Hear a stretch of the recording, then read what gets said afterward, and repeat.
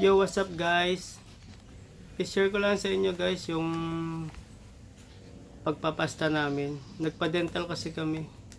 So, ang binayaran po namin is 4,500. 4,500. Ayan.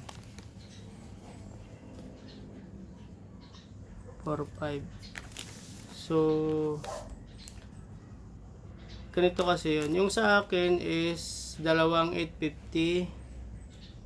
Tapos yung sa asawa ko 1,600 saka 1,200. Yun. So, isang ngipin 1,600 yun kasi malaki daw ang sira. So, yung price niya is triple na noong kasi nagpapasta ako dati uh, 2014. So, matagal na nga kasi yun. So, ngayon ang price niya is triple na pag malaki yung sira. 1,600.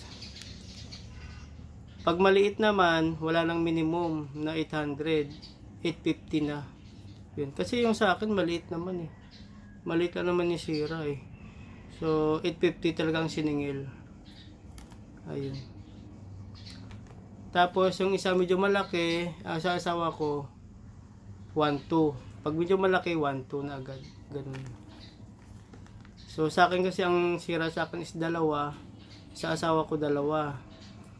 So sa akin dalawang 850, sa asawa ko 1,200 tsaka 1,600, so 4,500. So grabe no, napakamahal talagang na ngayon ng mga gastusin. Kasi po kami is ano lang ako, minimum wage earner. So talagang mapapa-wow ka sa price pag ikaw ay nagpa-dental sa ngayong panahon. Ayun. 4,500 ba naman eh. Isang bagsakan lang 4,500. So yung mga may mga kasi ako wala pa akong anak eh. Pag yung may mga anak, talagang tiis talaga no. Hindi ka basta-basta makapagpaayos ng ngipin. Kasi siyempre unahin mo yung anak mo eh. Grabe. Ayun. So kasi yung pinuntahan naming dental clinic, may aircon, natural kasi siyempre dental sila, may aircon. Minsan meron ding mga walang aircon, pero hindi kasi ako, doon kasi ako nasanay sa sa pinuntahan namin. Tsaka almost talaga sila, ang minimum ngayon is 800. So yung sa akin kasi maliit lang naman ang sira pero hindi pa ginawang 800, 850 pa talaga. Yun. So, birang-bira ka na makakita ng sinasabi nilang minimum na presyo ng pasta na 800. Madalas ngayon 1,000, ganun.